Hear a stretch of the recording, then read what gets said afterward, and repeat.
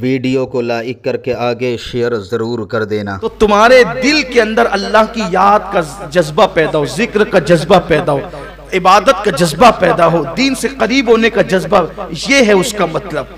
यानी वो जो लाली पाउडर वाला हुस्न है उसकी तरफ इशारा नहीं है, वरना बिलाल फिर क्या औलिया अल्लाह में नहीं है, अहलुल्लाह में नहीं है। तो ये बात बहुत वो है कि ये दिल जिंदा होते। वली किसी महफिल में कदम रख दे तो महफिल का रंग बदल जाए, उसकी रूहानियत, उसे लोग ना भी देखें तो महफिल का रंग बदल जाता है। जैसे कुछ महफिलें ऐसी होती है कि कुछ महफिलों के अंदर होते वही लोग हैं, लेकिन ऐसा लगता है यार आज कुछ अलग कैफ था, तो कोई अलग आ गया था इसलिए वो अलग कैफ था।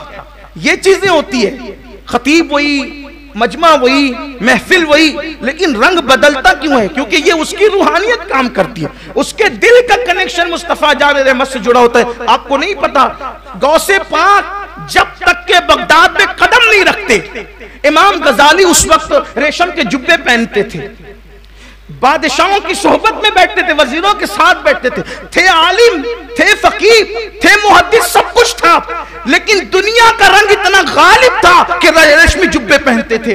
हालांकि गौस पाक के इमाम गजाली की मुलाकात बहुत मोतबर ज़राए से साबित नहीं होती, कभी मुलाकात नहीं हुई, लेकिन 18 साल की उम्र में गौस पाक ने सिर्फ बगदाद में कदम रखा तो गौस पाक के कदम की बरकत ये थी कि इमाम गजाली के दिल से दुनिया की मोहब्बत निकल गई और वो तसव्वुफ की तरफ माइल हो गए, छोड़ दिया बादशाहों की सोहबत, सिर्फ ये कदम की बरकत है।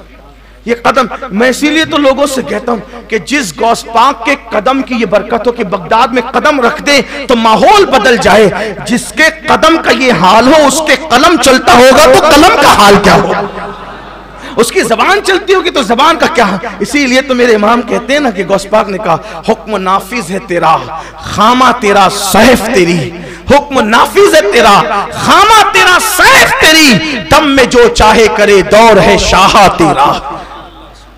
कदम रखने से इनकलाब आया, बगदाद में माहौल बदला, माहौल तब्दील हुआ। ये गौस पाक की रूहानियत, और 18 साल की उम्र में ये रूहानियत है तो 90 साल की उम्र में रूहानियत का आलम क्या होगा। तो औलिया लाखों हजारों में होते हैं, लेकिन हजारों लाखों में अब्दाल जो होते हैं, अब्दाल वो सिर्फ 40 होते हैं, यानी अब्दाल ज्यादा। इसका मतलब क्वालिटी पर नजर है आपकी कि किस शान के लोग हैं वो जिन्हें अब्दाल कहते हैं। और कौन है वो? सरकार अलैहि सलाम फरमाते उन्हीं की वजह से बारिश बरसती है। हदीस पाक है, इजाबतुल गौस अल्लामा शामी की का मुख्तसर सा रिसाला, उसके अंदर ये रिवायत मौजूद है।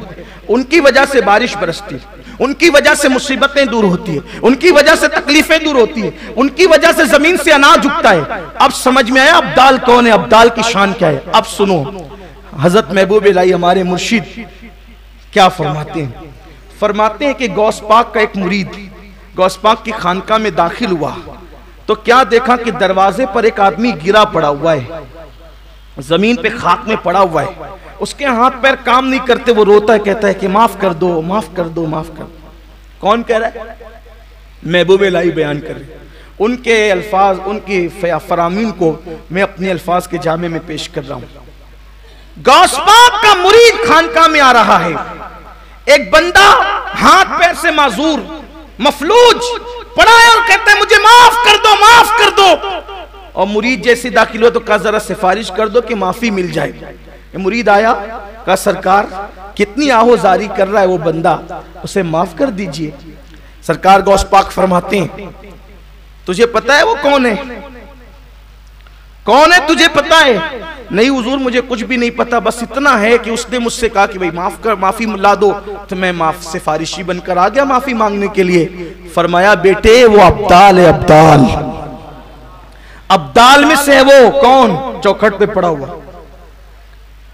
चौखट पे वो जो बंदा पड़ा है वो अब्दालों में से, मामूली आदमी नहीं है। अहदीस जिनकी फजीलत बयान कर रही है, फरमाते मेरे मुर्शिद गौस पाक वो अब्दालों में से। कहा हुजूर इसका ये हाल कैसे हो गया? फरमाया ये और इसके साथ 2 लोग और थे, वो भी दोनों अब्दाल थे।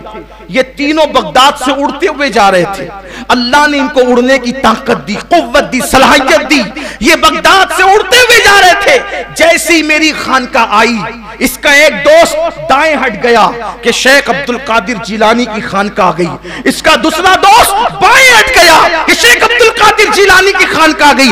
लेकिन ये नहीं हटा कि वो भी वली, मैं भी वली, तो मैं उनकी छत पर से जाऊंगा। जैसे ही मेरी खानकाह की छत पे आया, कुदरत ने इसको उठा करके यहां मेरी चौखट पे गिरा दिया कि अब्दुल कादिर की छत का जो एहतराम न करे उसका अंजाम यही होता है। मुझे बताओ, अगर अब्दाल उनकी छत पे से जाए तो गिरा करके दरवाजे पे डाल दिया जाता है। जब उनकी छत की ताजीम का ये आलम है तो उनकी जाते वाला सिफात की ताजीम का आलम क्या होगा। फिर गौस पाक फरमाते, क्योंकि करीमुल अबवैन थे, करीम इब्ने करीम, सखी इब्ने सखी, दाता इब्ने दाता, आका इब्ने आका। सरकार गौस पाक फरमाते हैं, तूने कहा जा, मैंने उसको माफ कर दिया, जा मैंने उसको माफ कर दिया। एक कहना था माफ कर दिया, वो फिर उड़ता हुआ चला गया। ये है गौस पाक। आम वली जब क़यामत में काम आते हैं, गौस पाक क्यों काम ना आए दुनिया में, क्योंकि इसीलिए गौस पाक फरमाते हैं, मेरे मुरीद घबरा मत, मेरे मुरीद घबरा मत। अगर तुझे ठोकर लगे और तू गिरने लगे तो मैं तेरा हाथ थाम कर तुझे गिरने से बचा लिया करता, गिरने नहीं देता तुझे, तेरी सतर पोशी करता हूं। अगर कोई तेरा सतर खोल दे तो तेरा सतर पोशी करता हूं। फरमाते हैं, जो मेरा मुरीद हो जाता है फिर मैं उसको जलील नहीं होने देता, उसकी इज्जत का मैं मुहाफिज बन जाता हूं, उसको जलील होने नहीं देता। इसीलिए तो लोग कहते हैं, जब तक बिका न था तो कोई पूछता न था, तुमने खरीद कर मुझे अनमोल कर दिया। ये गौस पाक है। क्या इनकी शान बयान हो, क्या मकाम बयान हो, वक्त काफी हुआ है। लेकिन मेरा दामन दिल एक वाक़े की तरफ खिंच रहा है ताकि मैं आपको बताऊं कि मेरे गौस अब्दाल की बात आई है तो मुझे बात याद आई। इसी पे बात मुकम्मल करता हूं कि गौस पाक की चौखट पर एक ऐसे शख्स को गौस पाक ने बिठाया, बज़ाहिर जो कोई बेचारे पढ़े लिखे नहीं थे। आमतौर पे ऐसी होता है कि छोटे मोटे काम उनको सौंपा जाता है, हम जैसे लोगों को, कि भाई चलें कुछ पढ़े लिखे नहीं है तो कुछ आप ही कर दें, ऐसा होता है ना, ये आप कर ले, वो आप कर लें। तो गौस पाक की चौखट पर एक ऐसा शख्स जो बहुत ज्यादा पढ़ा लिखा नहीं, सीधी सादी भोली भाली तबीयत का आदमी था। गौस पाक ने कहा, बेटे मेरी खानकाह में जो लोग आते हैं तुमने उनको लोटे में भर करके पानी देना है, बस लोटे में भर के पानी दिया करो, लोग वुजू कर लिया करें, जरूरत पूरी कर लिया करें, इतना काम तुमने करना है। इस तरह करते करते गौस पाक की चौखट पे बैठे हुए उस शख्स को 40 साल बीते। कितने साल बीते? 40 साल बीते। तवज्जो करना, आपकी आज की महफिल से मुताल्लिक खास ये बात है।